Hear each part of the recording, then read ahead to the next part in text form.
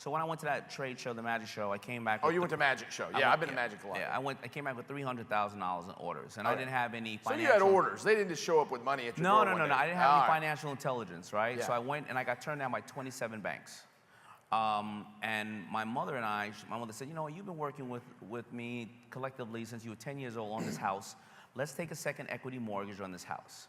And whatever money we get, when you sell the clothes, put it back in. Mom is absolutely amazing, right?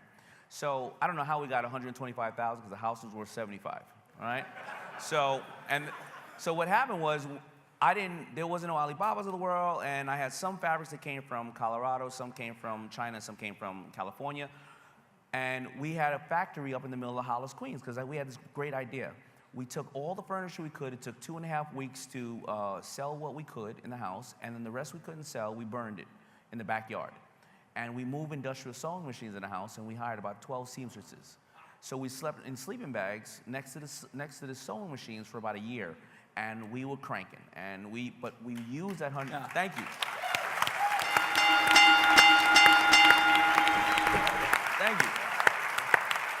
But I got to tell you the bad part of the story, because I wasn't following my own beliefs now of taking affordable next steps. I didn't do my homework, and I looked in that bank account, and there was $500 left, and I was 3 months later on the mortgage, and they were about to take the house.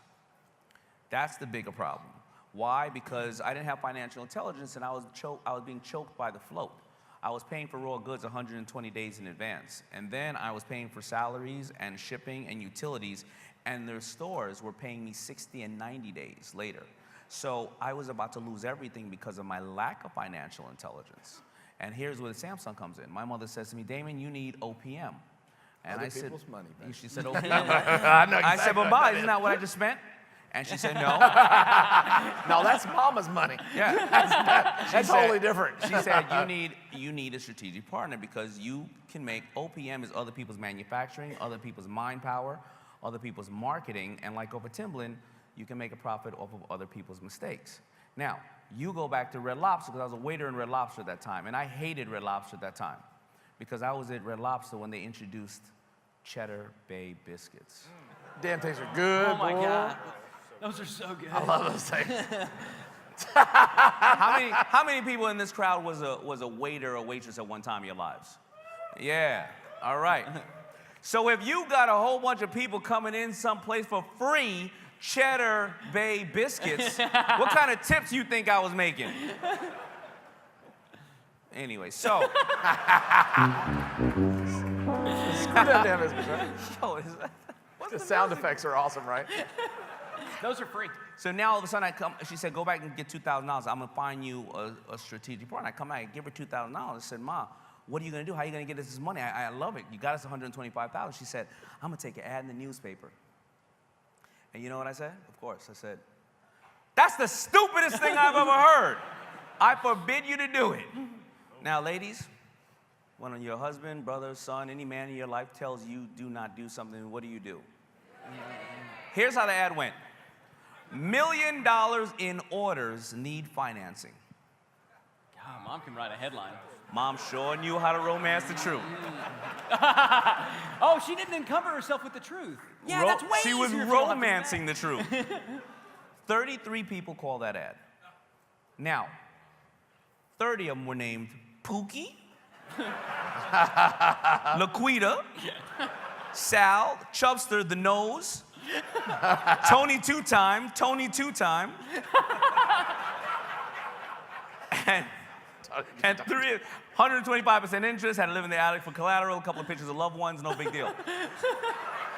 But one of them was Samsung's textile division.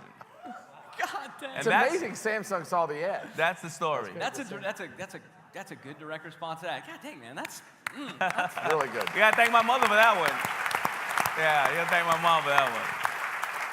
Going back to that time when you were there, basically camping in your, Sure. camping in there. I think that this is important, because I talk to a lot of people, and I know it's well-intentioned people, but folks who they really want, how can I get where you are? I want to be where you are. How do I get where you are? And there's almost this perception of like it was an overnight kind of thing. Yeah, Do you sure. know, have you ever met a true, real overnight success? Robert says it all the time. Every overnight success takes 15 years. Never met an overnight success.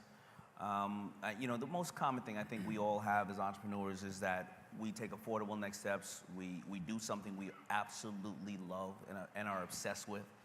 You know, I'll argue with Robert, and the bottom line is I can't do what he does. I mean, he sits there and will code all night. That's not my thing.